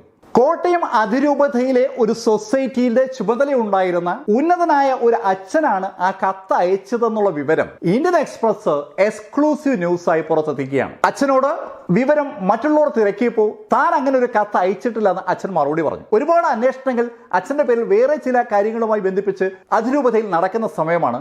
അച്ഛനെ അതിരൂപത ഈ കാരണത്താൽ നേരെ സ്ഥലം മാറ്റുകയാണ്. സ്ഥലം മാറ്റിയത് അടുത്തൊന്നുമല്ല, കാനഡയ്ക്കാണ് സ്ഥലം മാറ്റിയത്. ഒരു കാരണവശാലും ഈ കേസുമായി ബന്ധിപ്പിച്ച് അച്ഛൻ സ്ഥലത്തുണ്ടാകരുതെന്ന് ആർക്കൊക്കെയോ നിർബന്ധമുണ്ടായിരുന്നുവെന്ന് ആ സ്ഥലമാറ്റത്തിന്റെ ദിശകൾ തമ്മിലുള്ള വ്യത്യാസം നമ്മളെ ബോധ്യപ്പെടുത്തും. ഇന്ത്യയിൽ നിന്ന് കാനഡയിലേക്കുള്ള സ്ഥലമാറ്റം. എന്തായാലും CBIക്ക് ഒരു പിടിവള്ളി കിട്ടിയതുപോലെയായി. സിസ്റ്റർ അഭയ കൊല്ലപ്പെട്ടതാണ് എന്നുള്ള നിഗമനത്തിൽ ഡമ്മി പരിശോധനയിൽ അവരെത്തിയിരുന്നു. അതുമാത്രമല്ല, പ്രശസ്തനായ ഫോറൻസിക് വിദഗ്ധൻ കന്ദസ്വാമിയുടെ ചില റിപ്പോർട്ടുകളും അവർക്ക് കിട്ടിയിരുന്നു. കന്ദസ്വാമി സംശയത്തിന് അതീതമായ ശൈലിയിൽ വ്യക്തമാക്കിയ ഒരു കാര്യമുണ്ട്. സിസ്റ്റർ അഭയുടെ കഴുത്തിന് മുകൾ ഭാഗത്തായി കണ്ട 2 മുറിവുകളും കഴുത്തിൽ കണ്ട മുറിവുകളും അത് കോടാലി പോലുള്ള ഒരു സാധനം ഉപയോഗിച്ച് അടിച്ചപ്പോഴുണ്ടായതാണ് എന്ന് കന്ദസ്വാമി വ്യക്തമാക്കിയിരുന്നു. ആ റിപ്പോർട്ട് CBI സംബന്ധിച്ചിടത്തോളം വളരെ വലിയൊരു പിടിവള്ളിയാണ്. അടിയേറ്റാണ് അഭയ കൊല്ലപ്പെട്ടിരിക്കുന്നത്. നേരത്തെ ഡോക്ടർ രാധാകൃഷ്ണൻ നൽകിയിരിക്കുന്ന പോസ്റ്റ്മോർട്ടം റിപ്പോർട്ടിൽ വ്യക്തമാക്കിയിരിക്കുന്നത് കിണറ്റിൽ വീഴുന്ന സമയത്ത് സിസ്റ്റർ അഭയയ്ക്ക് ബോധമുണ്ടായിരുന്നു എന്നാണ്. പക്ഷെ ഇവിടെ കന്ദസ്വാമി നൽകുന്ന റിപ്പോർട്ട് അനുസരിച്ചാണെങ്കിൽ മരണം നടന്നിരിക്കുന്നത് അടിയേറ്റാണ്. രണ്ടും തമ്മിൽ ഒരു പൊരുത്തക്കേട് ഉണ്ടെന്നുള്ള കാര്യം വളരെ വ്യക്തമാണ്. എന്തായാലും ഒന്നിലധികം ആളുകൾ ഇടപെട്ടിട്ടാണ് അഭയയുടെ മരണം നടന്നിരിക്കുന്നുള്ള വിവരം CBIക്ക് കന്ദസ്വാമിയുടെ റിപ്പോർട്ട് വഴി ലഭിച്ചിരിക്കുന്ന സമയത്താണ് ഈ കത്ത് ലഭിക്കുന്നത്. സിസ്റ്റർ സ്റ്റെഫിയും തോമസ് കോട്ടൂരും പിതൃക്കയിലും അറിയാതെ സിസ്റ്റർ അഭയ കൊല്ലപ്പെടില്ല, അവരെ ഒന്ന് കുടഞ്ഞു പരിശോധിച്ചാൽ കുറച്ച് വിവരങ്ങളൊക്കെ കിട്ടുമെന്നാണ് കത്തിന്റെ സൂചന. ഒരു പിടിവള്ളി കിട്ടിയതുപോലെയായി CBI സംബന്ധിച്ചിടത്തോളം. പക്ഷേ സിസ്റ്റർ സ്റ്റെഫിയോടും തോമസ് കോട്ടൂരിനോടും പിതൃക്കലിനോടും ചോദിച്ചപ്പോൾ അവർക്ക് ഇതുമായി ബന്ധിപ്പിച്ച് ഒരു വിവരവും അറിയത്തില്ല. നേരെ ചൊവ്വേ അവരോട് വിവരങ്ങൾ തിരക്കിയാൽ കാര്യങ്ങൾ അറിയാൻ കഴിയില്ല എന്ന് മനസ്സിലാക്കിയ CBI അവരെ വിവിധ തരത്തിലുള്ള ശാസ്ത്രീയമായ പരിശോധനകൾക്ക് വിധേയമാക്കുകയാണ്. പോളിഗ്രാഫ് ടെസ്റ്റിനാണ് ആദ്യം വിധേയമാക്കുന്ന നുണ പരിശോധന. ആ നുണ പരിശോധനയിൽ CBI ഉദ്ദേശിച്ച വിവരങ്ങൾ ഒന്നുമേ ലഭിക്കാതെ വന്നപ്പോൾ നാർക്കോ അനാലിസിസിന് വിധേയമാക്കാൻ തീരുമാനിക്കുന്നു. 2007 സെപ്റ്റംബർ 4 ബാംഗ്ലൂരിൽ ഇവർ 3 പേരും നാർക്കോ അനാലിസിസിന് വിധേയരാവുകയാണ്. നാർക്കോ അനാലിസിസിന് അവർ വിധേയരായി കഴിഞ്ഞ് കുറച്ച് ദിവസങ്ങൾക്ക് ശേഷം ഏഷ്യാനെറ്റ് ചാനലിൽ നാർക്കോ അനാലിസിസിന്റെ വീഡിയോ പ്രത്യക്ഷപ്പെടുകയാണ്. കേരളത്തിലെ എല്ലാ ചാനലുകളിലും ഒരു വീഡിയോ പ്ലേ ചെയ്യപ്പെടുകയാണ്. ബാംഗ്ലൂരിൽ sister Stephy, father Puthrukkayil, father Thomas Kottoor എന്നിവർ നാർക്കോ അനാലിസിസിന് വിധേയമായ CD ആണ് പ്ലേ ചെയ്യപ്പെടുന്നത്. ആ വീഡിയോ അങ്ങനെ പ്ലേ ചെയ്യപ്പെടുമ്പോൾ ഏഷ്യാനെറ്റ് അതിന്റെ അടിയിൽ എഴുതി കാണിക്കുന്നുണ്ട്, ഇപ്പോ ഇവിടെ പ്ലേ ചെയ്യുന്ന CD വളരെയധികം എഡിറ്റിങ്ങിന് വിധേയമായിട്ടുള്ള ഒരു CD ആണ് എന്നാണ് അവരുടെ എഴുത്ത്. കൃത്രിമമായിട്ട് വിഷ്വലുകൾ കൂട്ടിച്ചേർത്തിട്ടാണ് ആ CD ഉണ്ടാക്കിയിരിക്കുന്നതാണ് ആ പറയുന്നതിന് അർത്ഥം. സ്വാഭാവികമായിട്ടും അതൊരു വലിയ ആരോപണമായി മാറി. സിസ്റ്റർ സ്റ്റെഫി ആയാലും ഫാദർ പിതൃക്കയിലാണെങ്കിലും ഫാദർ തോമസ് കോട്ടൂർ ആണെങ്കിലും കോളേജ് അധ്യാപകരാണ്, സമൂഹത്തിൽ നിലയും വിലയുമുള്ള ആളുകളാണ്. അവർക്കെതിരായിട്ട് അവർ തന്നെ തെളിവ് നൽകുന്ന ശൈലിയിലാണ് ആ വീഡിയോ പ്ലേ ചെയ്യപ്പെട്ടിരുന്നത്. ആരോപണം CBIക്കെതിരെ ആയതുകൊണ്ട് അതിനെക്കുറിച്ച് കൂടുതൽ വിവരശേഖരണത്തിനായിട്ട് CDACന് കൊടുക്കണം എന്ന് അഭിപ്രായപ്പെട്ടു. CDAC അത് നോക്കിയിട്ട് പറഞ്ഞു, ഞങ്ങൾക്ക് ഈ CD പരിശോധിച്ച് ഇതിലെ തെറ്റുകൾ കണ്ടെത്താനുള്ള സാങ്കേതിക സംവിധാനം ഇവിടെ ഇല്ല, അതുകൊണ്ട് CD തിരികെ നൽകുന്നു എന്ന് പറഞ്ഞ് അവർ തിരിച്ചു നൽകി.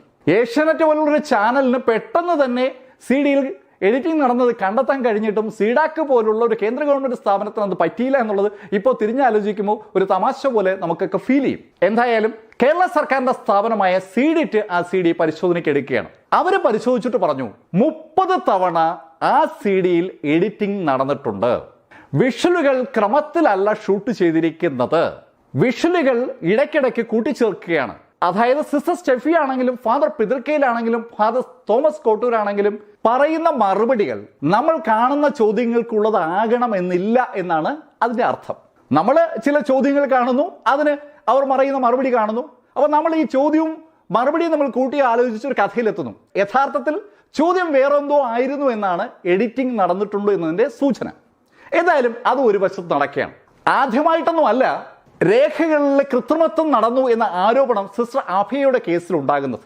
2007 തന്നെ മാർച്ച് ഏപ്രിൽ മാസങ്ങളിൽ തിരുവനന്തപുരത്തെ ചീഫ് കെമിക്കൽ ലാബിൽ അഭയുടെ ആന്തരിക അവയവങ്ങളുടെ പരിശോധന നടത്തി സൂക്ഷിച്ചിരുന്ന റെക്കോർഡുകൾ കൃത്രിമം നടന്നു എന്ന് വാർത്ത പുറത്തു വരുന്നത്. വളരെ കോളിലൊക്കെ സൃഷ്ടിച്ച വാർത്തയാണ്.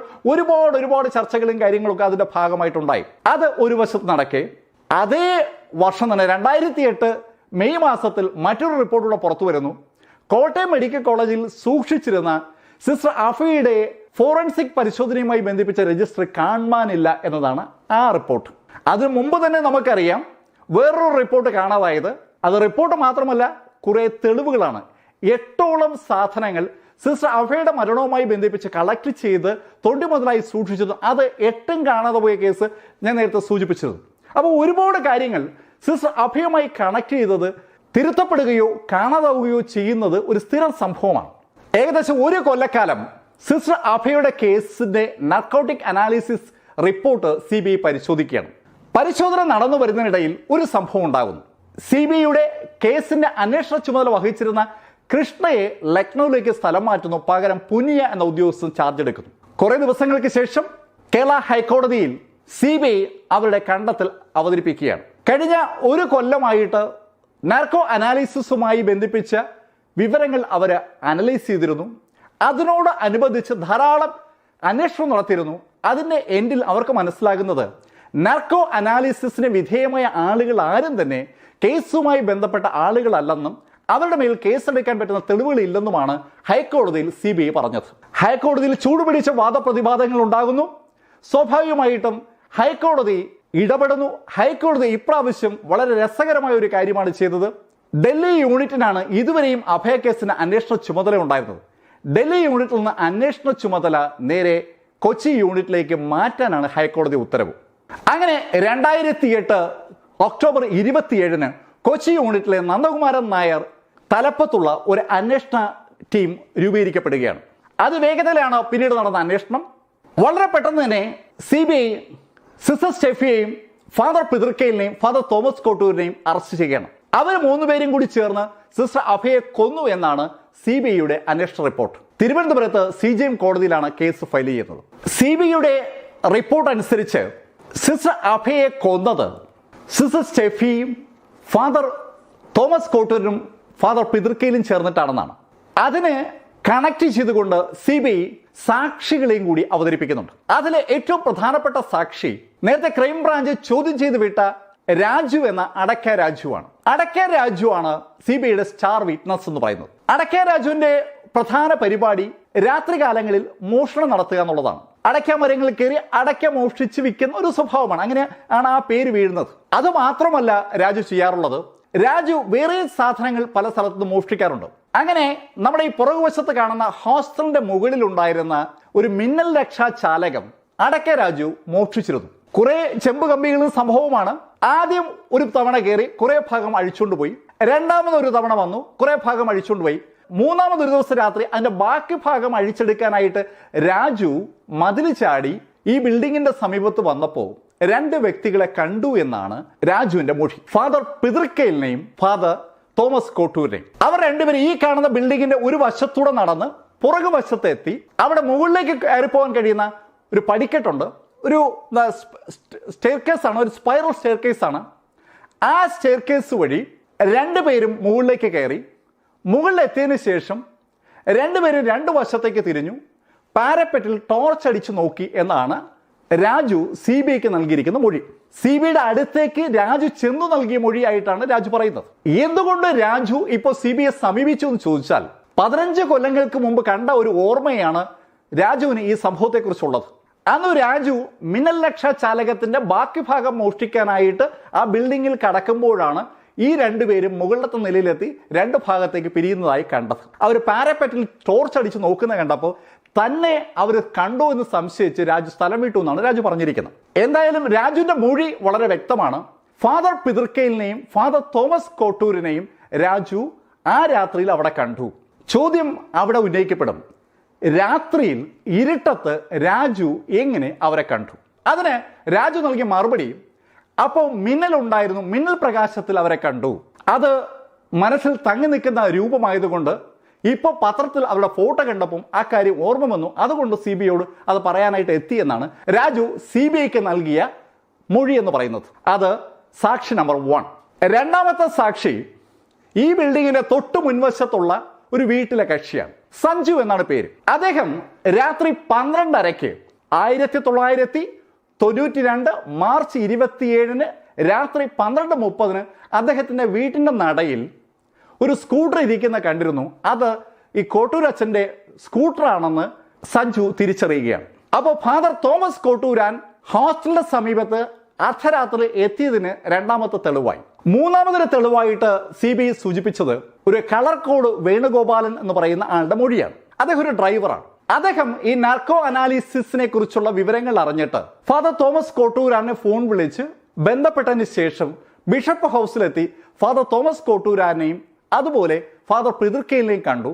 ആ സമയത്ത് തോമസ് കോട്ടൂരാൻ കളർകോട് വേണുഗോപാലിനോട് അദ്ദേഹവും സ്റ്റെഫിയും തമ്മിൽ അവിശുദ്ധമായ ഒരു ബന്ധമുണ്ടായിരുന്നു, ആ ബന്ധം അഭയെ കണ്ടതുകൊണ്ട് അഭയെ ആ സമയത്ത് കൊല്ലേണ്ടി വന്നു എന്ന് മൊഴി കൊടുത്തു എന്നാണ് കളർകോട് വേണുഗോപാലൻ CBIയോട് പറഞ്ഞത്. അപ്പോൾ CBIയെ സംബന്ധിച്ചിടത്തോളം 3 വ്യക്തമായ മൊഴികൾ ലഭിക്കുന്നു. അതിനും പുറമെ 56ഓളം വ്യത്യസ്തമായ മൊഴികൾ കൂടി CBI ശേഖരിച്ചിരുന്നു. ആ മൊഴികളും കേസിന്റെ പാർട്ടായിട്ട് CBI നൽകിയിരുന്നു. രാജുവിന്റെയും സഞ്ജുവിന്റെയും കളർകോട് വേണുഗോപാലിന്റെയും മാത്രമല്ല മറ്റുള്ള ആളുകളുടെയും മൊഴികളുടെ അടിസ്ഥാനത്തിൽ ഒരു കഥ CBI അവതരിപ്പിക്കുന്നു. ആ കഥയുടെ അടിസ്ഥാനത്തിലാണ് CBI കേസ് ഫ്രെയിം ചെയ്തിരിക്കുന്നത്. CBIയുടെ കേസ് അനുസരിച്ച് 4:15 വെള്ളം കുടിക്കാനായിട്ട് അഭയ താഴോട്ട് ഇറങ്ങി വരികയാണ്. ഡൈനിങ് ഹാളിൽ എത്തിയ അഭയ കാണുന്നത് സിസ്റ്റർ സ്റ്റെഫിയെയും ഫാദർ തോമസ് കോട്ടൂരിനെയും ഫാദർ പിതൃക്കയിലുമാണ്. കാണാൻ പാടില്ലാത്ത സാഹചര്യത്തിലാണ് തന്റെ അധ്യാപകരെ സിസ്റ്റർ അഭയ അവിടെ കാണുന്നത്. തങ്ങൾ പഠിപ്പിക്കുന്ന കുട്ടിയുടെ മുമ്പിൽ തങ്ങളെ കാണാൻ പാടില്ലാത്ത സാഹചര്യത്തിൽ അഭയ കണ്ടതുകൊണ്ട് സിസ്റ്റർ സ്റ്റെഫി കയ്യിൽ കിട്ടിയ കോടാലി കൈയെടുത്ത് സിസ്റ്റർ അഭയുടെ തലയ്ക്ക് 2 പ്രാവശ്യം അടിച്ചുവെന്നും ആ അടിയിൽ സിസ്റ്റർ അഭയ കൊല്ലപ്പെട്ടു എന്ന് ബോധ്യമായതിന്റെ അടിസ്ഥാനത്തിൽ പ്രതികൾ 3 പേരും കൂടി സിസ്റ്റർ അഭയെ തൂക്കിയെടുത്ത് കിണറ്റിൽ കൊണ്ട് ഇട്ടു എന്നാണ് CBIയുടെ കേസിന്റെ സാരം. സ്വാഭാവികമായിട്ടും പ്രതികളെ റിമാൻഡ് ചെയ്യപ്പെട്ടു. പ്രതികളുടെ ജാമ്യാപേക്ഷ കോടതിയിലേക്ക് വന്നു.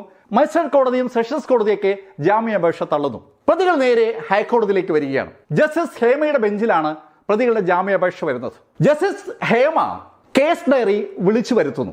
അസിസ്റ്റന്റ് സബ് ഇൻസ്പെക്ടറായ അഗസ്റ്റിൻ തുടങ്ങി വെച്ച കേസാണ്. അതുമുതൽ CBIയുടെ അന്വേഷണത്തിന്റെ അവസാനം വരെയുള്ള കേസ് ഡയറിയിലൂടെ ജസ്റ്റിസ് ഹേമ കടന്നു പോവുകയും ഓരോ സാക്ഷിമൊഴികളും പരിശോധിച്ച അടിസ്ഥാനത്തിൽ ജസ്റ്റിസ് ഹേമ ചില കാര്യങ്ങൾ പറയുകയാണ്. ഒന്നാമത്തെ കാര്യം, അടക്ക രാജു എന്ന ആൾ നൽകിയ മൊഴി വിശ്വസനീയമല്ല എന്നാണ് ജസ്റ്റിസ് ഹേമയുടെ കണ്ടെത്തൽ. 16 കൊല്ലങ്ങൾക്ക് മുമ്പ് മിന്നലിന്റെ ഒരു ചെറിയ പ്രകാശത്തിൽ അടക്ക രാജു കണ്ടു എന്ന് പറയുന്ന ആളുകളെ 16 കൊല്ലങ്ങൾക്ക് ശേഷം ഓർത്ത് പറയുക എന്ന് പറഞ്ഞാൽ അത്ര എളുപ്പമുള്ള കാര്യമല്ല എന്നത് ഒന്ന്.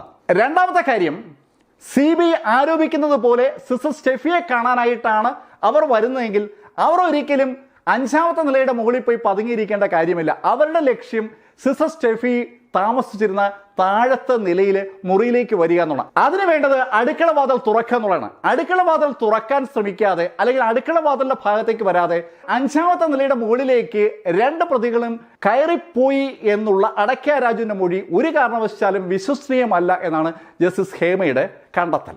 രണ്ടാമത്തെ കേസ് കളർകോട് വേണുഗോപാലനുമായി ബന്ധിപ്പിച്ച മൊഴിയാണ്. കളർകോട് വേണുഗോപാലൻ ഫാദർ തോമസ് കോട്ടൂരിനും ഫാദർ പിതൃക്കയിലിനും അന്യനായ വ്യക്തിയാണ്. സൈക്കോളജി പ്രൊഫസറായ, കോളേജ് അധ്യാപകനായ, ഒരുപാട് രാഷ്ട്രീയ സ്വാധീനവും കത്തോലിക്ക സമൂഹത്തിൽ സ്വാധീനമുള്ള ഒരു വ്യക്തി, തികച്ചും അപരിചിതനായ കളർകോട് വേണുഗോപാലിനെ പോലുള്ള ഒരാളോട് കുറ്റസമ്മതം നടത്തി എന്നൊക്കെ കളർകോട് വേണുഗോപാലൻ പറഞ്ഞാൽ അത് വിശ്വസിക്കാൻ കഴിയുന്ന ഒന്നല്ല എന്ന് ജസ്റ്റിസ് ഹേമ ഉറപ്പിച്ചു പറയുകയാണ്. അതുമാത്രമല്ല, ഏകദേശം 56ഓളം സാക്ഷികളുടെ മൊഴികളാണ് CBI രേഖപ്പെടുത്തിയിരുന്നത്. ആ 56 മൊഴികളിലൂടെയും കടന്നുപോയ ജസ്റ്റിസ് ഹേമ പറഞ്ഞത് ആ മൊഴികളൊക്കെയും കേട്ടുകേൾവിയുടെ അടിസ്ഥാനത്തിലുള്ള മൊഴികൾ മാത്രമാണ്. ഒരെണ്ണം പോലും ഡയറക്റ്റ് മൊഴിയില്ല. സിസ്റ്റർ സ്റ്റെഫിയെ കുറിച്ച് ഞാൻ അങ്ങനെ കേട്ടിട്ടുണ്ട്, ഞാൻ ഇങ്ങനെ കേട്ടിട്ടുണ്ട് എന്നൊക്കെയുള്ള ശൈലിയിലുള്ള മൊഴികളാണ് മിക്കവാറും എല്ലാം. ഒന്നും തന്നെ കോൺക്രീറ്റ് ആയിട്ടുള്ള കൃത്യമായ തെളിവുകളാണോ എന്ന് ചോദിച്ചാൽ അല്ല എന്നാണ് ജസ്റ്റിസ് ഹേമ കണ്ടെത്തിയതും അത് വളരെ വ്യക്തമായി അവർ സൂചിപ്പിക്കുകയും ചെയ്തു. 4ാമത്തെ കേസ് നാർക്കോ അനാലിസിസിന്റെ CD പൂർണ്ണമായും എഡിറ്റ് ചെയ്യപ്പെട്ട CD ആണ്.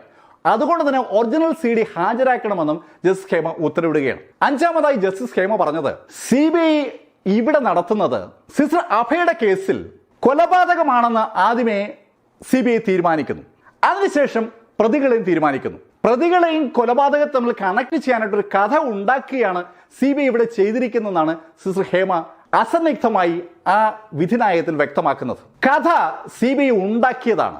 യഥാർത്ഥത്തിൽ CBI ചെയ്യേണ്ടിരുന്നത് ഒരു സംഭവം നടന്നാൽ മുൻവിധികളില്ലാതെ അന്വേഷിക്കുക എന്നുള്ളതാണ്. ഇവിടെ മുൻവിധികൾ ഉണ്ടാക്കാനായിട്ട് മാധ്യമങ്ങളും ആക്ഷൻ കൗൺസിലും മറ്റാളുകളൊക്കെ ഉണ്ടാകും. അവർക്ക് അവരുടേതായ താല്പര്യങ്ങൾ ഉണ്ടാകും. ആ താല്പര്യങ്ങൾക്കനുസരിച്ച് കഥ ഉണ്ടാക്കലല്ല CBIയുടെ ജോലി എന്നാണ് ജസ്റ്റിസ് ഹേമ പറഞ്ഞത്. വളരെ വ്യക്തമായി അന്വേഷിക്കണമായിരുന്നു. അസിസ്റ്റന്റ് സബ് ഇൻസ്പെക്ടർ അഗസ്റ്റിനെ കുറിച്ച് CBI വളരെ മോശമായ ചില പദപ്രയോഗങ്ങൾ നടത്തിയിരുന്നു. അതിനെക്കുറിച്ച് ജസ്റ്റിസ് ഹേമ പറയുന്നത്, അസിസ്റ്റന്റ് സബ് ഇൻസ്പെക്ടർ അഗസ്റ്റിനാണ് ആദ്യമായി സിസ്റ്റർ അഭയുടെ മരണത്തിൽ സംശയം ഉന്നയിക്കുന്നത്. കൊലപാതക സാധ്യത ചൂണ്ടിക്കാണിക്കുന്നതും അസിസ്റ്റന്റ് സബ് ഇൻസ്പെക്ടർ അഗസ്റ്റിനാണ്. കഥ അതായിരിക്കെ അഗസ്റ്റിന് മേൽ അനാവശ്യമായി ആരോപണം ഉന്നയിച്ചതാണ് എന്നാണ് ജസ്റ്റിസ് ഹേമയുടെ അഭിപ്രായം. അതുമാത്രമല്ല, അസിസ്റ്റന്റ് സബ് ഇൻസ്പെക്ടർ ആയിരുന്ന അഗസ്റ്റിനെ CBI ചോദ്യം ചെയ്തതിന്റെ അടിസ്ഥാനത്തിൽ അഗസ്റ്റിൻ ഒരു ആത്മഹത്യാക്കുറിപ്പ് എഴുതി വെച്ചിട്ട് ആത്മഹത്യ ചെയ്തിരുന്നു.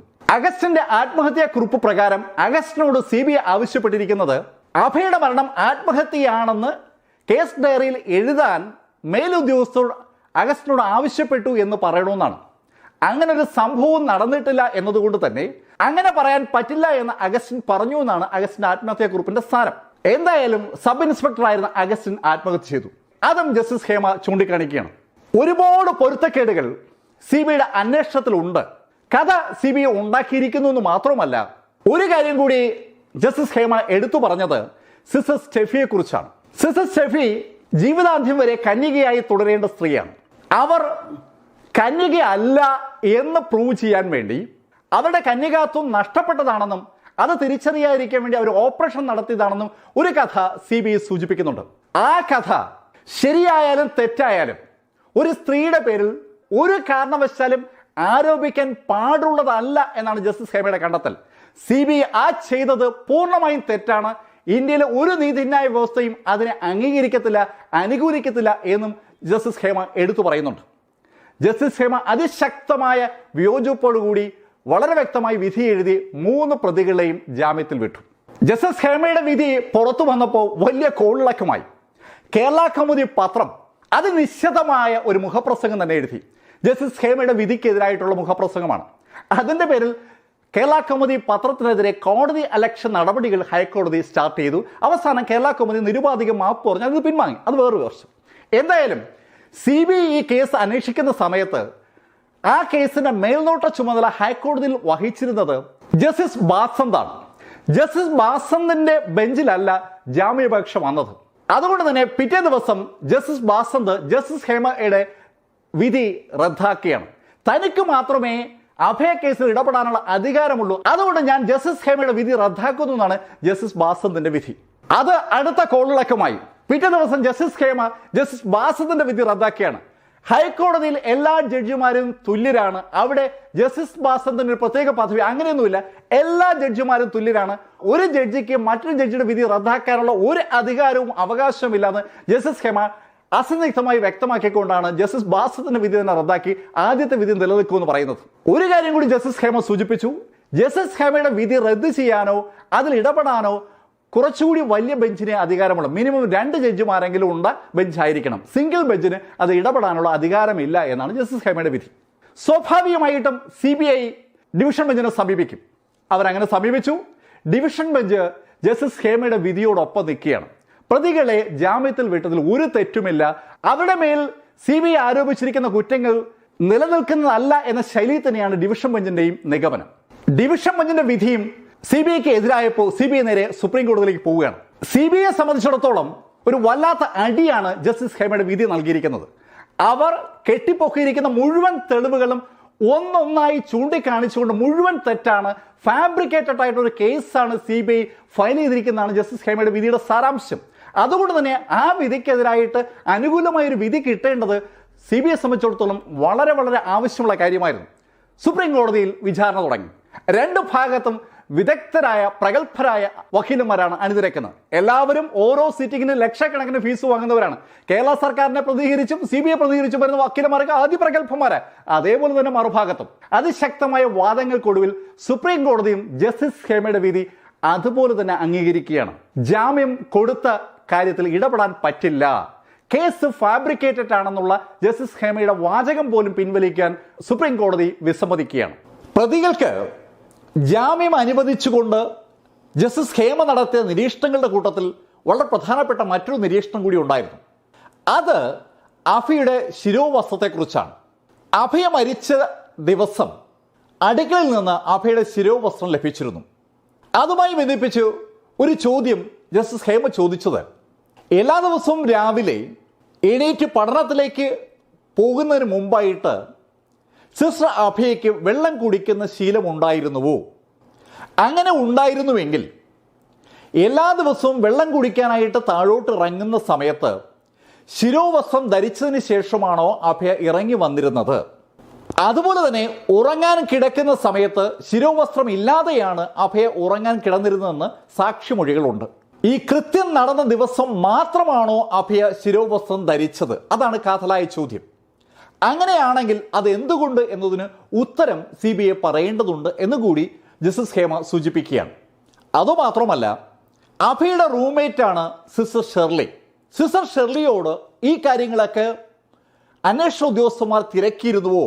അങ്ങനെയാണെങ്കിൽ അതിന് മറുപടി എന്തായിരുന്നു എന്നുള്ള കാര്യങ്ങൾ കൂടി വ്യക്തമാക്കേണ്ടതുണ്ടെന്ന് കൂടി ജസ്റ്റിസ് ഹേമ സൂചിപ്പിക്കുകയാണ്.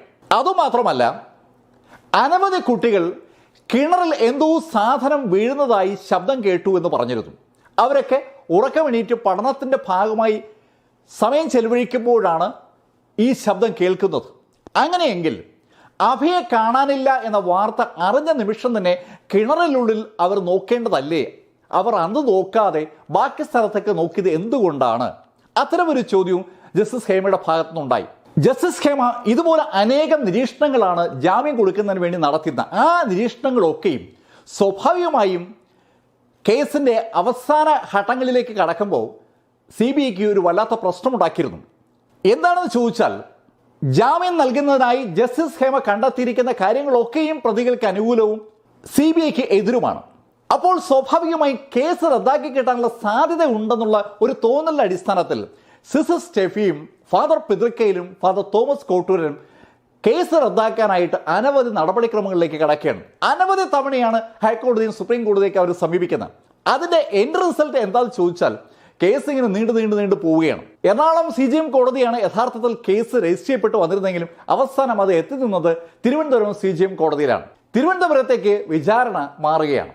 കോവിഡ് കാലത്താണ് വിചാരണ വരുന്നത്. അതിനു മുമ്പായിട്ട് ഒരു സംഭവം നടക്കുന്നു. ഫാദർ പിതൃക്കയിലിനെ കോടതി കുറ്റവിമുക്തനാക്കുന്നു. സംഭവം നടക്കുന്ന ദിവസം ഫാദർ പിതൃക്കയിൽ ഹോസ്റ്റലിൽ വന്നിരുന്നു എന്നതിന് വ്യക്തമായ തെളിവില്ല എന്ന് പറഞ്ഞാണ് CBI കോടതി ഫാദർ പിതൃക്കയിലിനെ ഒഴിവാക്കുന്നത്. അവിടെ ഒരു പ്രശ്നം ഉദിക്കുന്നു. CBIയുടെ ഒന്നാം സാക്ഷി രാജുവാണ്. രാജുവിൻ്റെ മൊഴി വളരെ വ്യക്തമാണ്. സംഭവം നടക്കുന്ന ദിവസം രാത്രിയിൽ ഫാദർ തോമസ് കോട്ടൂരിനെയും ഫാദർ പിതൃക്കയിലിനെയും രാജു ഹോസ്റ്റലിന്റെ കോമ്പൗണ്ടിനുള്ളിൽ കാണുകയുണ്ടായി. അവർ രണ്ടുപേരും പടിക്കെട്ടുകൾ കയറി ടെറസിന്റെ മുകളിൽ എത്തുന്നതും രാജു കണ്ടു എന്നാണ് മൊഴി. പക്ഷേ കോടതി പറയുന്നു ഫാദർ പിതൃക്കയിൽ ഹോസ്റ്റൽ കോമ്പൗണ്ടിനുള്ളിൽ ഉണ്ടായിരുന്നു എന്നുള്ളതിന് തെളിവില്ലെന്നാണ്. രാജുവിന്റെ മൊഴി പൂർണ്ണമായും കോടതി വിശ്വസിച്ചില്ല എന്നതിന്റെ ഒരു സൂചനയായിട്ട് അത് പൊതുവെ പത്രത്തിലേക്ക് വരികയും ചെയ്തു. രാജുവിന്റെ മൊഴിയിൽ പകുതി വിശ്വസിക്കുന്നു, പകുതി വിശ്വസിക്കുന്നില്ല എന്ന ശൈലിയിലേക്ക് CBI കോടതി എത്തുകയാണ്. ഇവിടെ തുടക്കം മുതൽ മജിസ്ട്രേറ്റ് കോടതികൾ പുലർത്തിയിരുന്ന ഒരു കാര്യം സൂചിപ്പിക്കേണ്ടതുണ്ട്. തുടക്കത്തിൽ ക്രൈംബ്രാഞ്ചും അതിനുശേഷം CBIയും അഭയുടെ മരണം അന്വേഷിച്ചതിന് ശേഷം എത്തിച്ചേർന്ന നിഗമനം അഭയ ആത്മഹത്യ ചെയ്തു എന്നാണ്. അവർ അതിനുവേണ്ടിയുള്ള ന്യായീകരണങ്ങളൊക്കെ അവതരിപ്പിക്കുകയും ചെയ്തു. അഭയ മരിച്ചിരിക്കുന്നത് സ്വാഭാവിക മരണമല്ല എന്ന് ഏവർക്കും ബോധ്യമുള്ള കാര്യമാണ്. അസ്വാഭാവികമായ മരണമാണ്. അസ്വാഭാവിക മരണം എന്ന് പറഞ്ഞാൽ ഒന്നുകിൽ അപകട മരണമായിരിക്കണം, അല്ലെങ്കിൽ ആത്മഹത്യയായിരിക്കണം, അതുമല്ലെങ്കിൽ ആരെങ്കിലും കൊലപാതകമായിരിക്കണം. അപകട മരണത്തിൻ്റെ സാധ്യത വളരെ കുറവാണ്. കിണറിന് മുകളിലേക്ക് കയറി എന്തെങ്കിലുമൊക്കെ നന്നാക്കാൻ ശ്രമിക്കുമ്പോൾ താഴെ വീണ് മരിക്കുക എന്നുള്ളതാണ് അപകട മരണം കൊണ്ട് ഉദ്ദേശിക്കുന്നത്. അങ്ങനെയാണെങ്കിൽ അടുക്കളയ്ക്ക് പുറത്ത് കിണർ വരെയുള്ള ഭാഗത്ത് വ്യക്തമായും ലൈറ്റ് ഇട്ടതിന് ശേഷം മാത്രമേ അഭയ പോകാൻ സാധ്യതയുള്ളൂ. അതുമാത്രമല്ല, കിണറിന് മുകളിൽ ആ സമയത്ത് പോയി നോക്കേണ്ട ഒരു കാര്യം അഭയ്ക്കില്ല. അതുകൊണ്ട് തന്നെ അപകട മരണം എന്നുള്ള ഒരു സാധ്യത ആദ്യമേ തള്ളിക്കളഞ്ഞു. പിന്നെ രണ്ട് സാധ്യതകളേ ഉള്ളൂ, ആത്മഹത്യയും കൊലപാതകവും. ആത്മഹത്യ അല്ല കൊലപാതകമാണെന്ന് CBI പറയുന്നത് ഒരു ഫോറൻസിക് റിപ്പോർട്ടിനെ ബേസ് ചെയ്തുകൊണ്ടാണ്.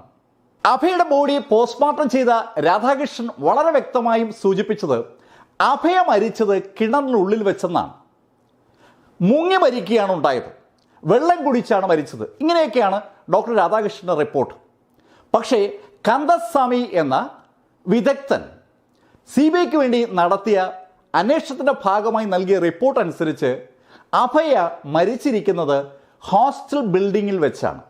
ഹോസ്റ്റൽ ബിൽഡിങ്ങിൽ വെച്ച് ശക്തമായ ക്ഷതം തലയുടെ പുറകുവശത്ത് ഏറ്റതിൻ്റെ ഫലമായിട്ടാണ് അഭയ കൊല്ലപ്പെട്ടിരിക്കുന്നതെന്നാണ് ഡോക്ടർ കന്ദസ്വാമിയുടെ റിപ്പോർട്ട്. അത് ഒരു വലിയ പ്രശ്നമാണ്. ഡോക്ടർ രാധാകൃഷ്ണന്റെ പോസ്റ്റ്മോർട്ടം റിപ്പോർട്ടിനെ CBI തള്ളി പറഞ്ഞിട്ടേയില്ല.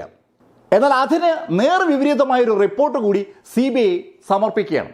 അതുകൊണ്ടാണ് ജസ്റ്റിസ് ഹേമയുടെ അടുത്ത് ജാമ്യാപേക്ഷയ്ക്ക് വന്നപ്പോൾ ഇത് രണ്ടും ജസ്റ്റിസ് ഹേമ കൗട്ട് ചെയ്തത്. നിങ്ങൾ പറയുന്നു ഡോക്ടർ രാധാകൃഷ്ണന്റെ നിഗമനങ്ങളിൽ നിങ്ങൾക്ക് എതിർപ്പില്ല. ഡോക്ടർ രാധാകൃഷ്ണൻ പറഞ്ഞിരിക്കുന്നു അഭയ മരിച്ചത് കിണറിനുള്ളിൽ വെച്ചാണെന്ന്. നിങ്ങൾ മറ്റൊരാളുടെ റിപ്പോർട്ട് വയ്ക്കുന്നു, ആ റിപ്പോർട്ട് അനുസരിച്ച് അഭയ മരിച്ചിരിക്കുന്നത് ഹോസ്റ്റൽ ബിൽഡിങ്ങിൽ വെച്ചാണ്. ഇതിൽ ഏതിനോടാ നിങ്ങൾ യോജിക്കുന്നത് എന്നൊരു ചോദ്യം CBIയോട് അന്ന് ജസ്റ്റിസ് ഹേമ ചോദിച്ചിരുന്നു. CBI അതിന് വ്യക്തമായ ഒരു ഉത്തരം നൽകിയിട്ടില്ല എന്നാണ് അന്ന് പത്രങ്ങളൊക്കെ റിപ്പോർട്ട് ചെയ്തിരുന്നത്. എന്തായാലും ഈ കാര്യങ്ങളൊക്കെയും വിചാരണ വേളയിൽ വരികയാണ്. വിചാരണ വേളയിൽ രണ്ട് ഭാഗത്തെയും പ്രതിനിധീകരിച്ച് പ്രഗത്ഭരായ അഡ്വക്കേറ്റ്മാരുടെ ഒരു നിര തന്നെ വരികയുണ്ടായി. കത്തോലിക്ക സഭയെ സംബന്ധിച്ചിടത്തോളം അവരുടെ കൂട്ടത്തിലുള്ള പുരോഹിതന്മാരും കന്യാസ്ത്രീയൊക്കെ ഇതുപോലൊരു കേസിൽ ശിക്ഷിക്കപ്പെടുക എന്നുള്ളത് ശരിക്കും മോശമായൊരു കാര്യമാണ്. സ്വാഭാവികമായിട്ടും അവർ ധാരാളം പണം സംഘടിപ്പിക്കുകയും വില കൂടിയ അനവധി വക്കീലന്മാരെ കേസ് നടത്തിപ്പിനായി ചുമതലപ്പെടുത്തുകയും ചെയ്തിരുന്നു. അതിന് പുറമെയാണ് പ്രതി എന്ന് ആരോപിക്കപ്പെട്ടിരിക്കുന്ന തോമസ് കോട്ടൂരും സ്റ്റെഫിയും അവരുടേതായ ആളുകളിൽ വെക്കുന്നത്. ഇവരുടെ ഏതു വാദങ്ങൾക്കും മറുപടി പറയത്തക്ക ശൈലിയിൽ മറുഭാഗത്ത് മറ്റ് വക്കീലുമാരുമുണ്ട്. അതിശക്തമായ വാദമുഖങ്ങളാണ് CBI കോടതിയിൽ അരങ്ങേറിയത്. കോവിഡ് കാലഘട്ടമായതുകൊണ്ട് പല സാക്ഷികളും വീഡിയോ കോൺഫറൻസ് വഴിയാണ് രംഗത്ത് വന്നത് മാത്രം. എന്തായാലും അതിശക്തമായ ഒരു വിചാരണ തന്നെ അവിടെ നടന്നു. വിചാരണയിൽ പലപ്പോഴും ജസ്റ്റിസ് ഹേമ ചൂണ്ടിക്കാണിച്ച കാര്യങ്ങളൊക്കെ പ്രതിയുടെ ഭാഗത്തുള്ളവർ ചൂണ്ടിക്കാണിച്ചുവെങ്കിലും CJM കോടതിയുടെ ജഡ്ജി അത് ഉൾക്കൊള്ളാൻ തയ്യാറായില്ല. അടക്ക രാജുവിൻ്റെ മൊഴി പൂർണ്ണമായും സത്യസന്ധമാണ് എന്ന നിഗമനത്തിലേക്ക് ആദ്യമേ മജിസ്ട്രേറ്റ് കോടതി എത്തിച്ചേരുകയാണ്. അതുപോലെ തന്നെ കളർകോട് വേണുഗോപാലിൻ്റെ മൊഴിയും പൂർണ്ണമായും ശരിയാണ് എന്ന വിശ്വാസമാണ് CJM കോടതിക്കുണ്ടായിരുന്നത്. ആ രണ്ട് മൊഴികളും തെറ്റാണെന്നൊരു വിശ്വാസമാണ് ഹൈക്കോടതി ജഡ്ജിയായിരുന്ന ജസ്റ്റിസ് ഹേമയ്ക്കുണ്ടായിരുന്നത്. നേർവിപരീതമായ ഒരു വിശ്വാസമാണ് CJM കോടതിയിൽ വന്നപ്പോൾ അവിടുത്തെ ജഡ്ജിക്കുള്ളത്. രണ്ട് ജഡ്ജിമാരുടെ മാനസികാവസ്ഥകളാണോ, രണ്ട് ജഡ്ജിമാരുടെ കാഴ്ചപ്പാടിൻ്റെ വ്യത്യാസമാണോ എന്നൊന്നറിയത്തില്ല. രണ്ടുപേരും രണ്ട് ശൈലിയിൽ ഒരേ കാര്യത്തെ നോക്കിക്കാണുകയാണ്. അതിന് എൻ്റെ റിസൾട്ട് നമ്മൾ ഈ ദിവസം വന്ന വിധിയിലൂടെ കണ്ടു. CBI കോടതി സിസ്റ്റർ അഭയ കൊല്ലപ്പെട്ട കേസിൻ്റെ വിധി പറഞ്ഞു. സിസ്റ്റർ സ്റ്റെഫിയും ഫാദർ കോട്ടൂരും കൂടി സിസ്റ്റർ അഭയെ കൊന്ന് കിണറ്റിൽ തള്ളിയതാണ് എന്നാണ് CBI കോടതിയുടെ കണ്ടെത്തൽ. അതിന് അവർക്ക് പരമാവധി ശിക്ഷയും കോടതി വിധിച്ചു. പക്ഷേ ഇതുകൊണ്ട് ഈ കേസ് ഇവിടെ അവസാനിക്കുന്നില്ല. ഈ കേസിനെ സംബന്ധിച്ചിടത്തോളം പ്രതികൾ ഉറപ്പായിട്ടും അപ്പീൽ കൊടുക്കും. അത് ഹൈക്കോടതിയിൽ എത്തുമ്പോൾ മജിസ്ട്രേറ്റ് കോടതിയിൽ കാര്യങ്ങൾ കേട്ട ആളിൻ്റെ മാനസികാവസ്ഥ ആവണമെന്നില്ല ഹൈക്കോടതിയിൽ കേസ് കേൾക്കുന്ന ആളിൻ്റെ മാനസികാവസ്ഥ.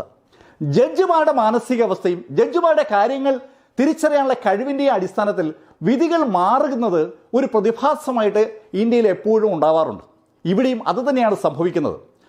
ഒറ്റയ്ക്ക് ഒരാൾ പ്രതിയുടെ ഭാഗത്തു നിന്നും വാദിയുടെ ഭാഗത്തു നിന്നുള്ള വാദങ്ങളും പ്രതിവാദങ്ങളും കേട്ട് നിഗമനത്തിലെത്തി ഒരു വിധി പറയുമ്പോൾ തെറ്റുപറ്റുക സ്വാഭാവികമാണ്. അത് ജസ്റ്റിസ് ഹേമയ്ക്കാണോ തെറ്റുപറ്റിയത്, ഇനി മജിസ്ട്രേറ്റാണോ തെറ്റുപറ്റിയെന്നുള്ളത് ഇനിയും വ്യക്തമാക്കേണ്ട കാര്യമാണ്. എന്തായാലും ഒരുപാട് സംഭവങ്ങളാണ് കഴിഞ്ഞ 28 വർഷം കൊണ്ട് അഭയ കേസിൽ ഉണ്ടായിരിക്കുന്നത്. അപ്പോഴും കാതലായ ചോദ്യം അവശേഷിക്കുന്നു. യഥാർത്ഥത്തിൽ 1992 മാർച്ച് 27 അതിരാവിലെ 4:15 4:50 ഇടയിൽ സത്യത്തിൽ എന്തായിരിക്കാം സംഭവിച്ചത്? അതൊരു ചോദ്യമാണ്. ആ ചോദ്യത്തിൻ്റെ ഉത്തരം കിട്ടി എന്നുള്ള ശൈലിയിലാണ് ഇപ്പോൾ പത്രങ്ങളും മാധ്യമങ്ങളൊക്കെ ആഘോഷിക്കുന്നെങ്കിലും എൻ്റെ വിശ്വാസം ആഘോഷം തുടങ്ങാനുള്ള സമയമായിട്ടില്ല. ഇനിയും ഒരുപാട് തട്ടുകൾ കിടക്കുന്നുണ്ടെന്നാണ്. ഇതുവരെ അഭയുടെ കഥ നിങ്ങളോട് പറഞ്ഞത് ലൈഫിൽ നിന്ന് BS ചന്ദ്രമോഹൻ.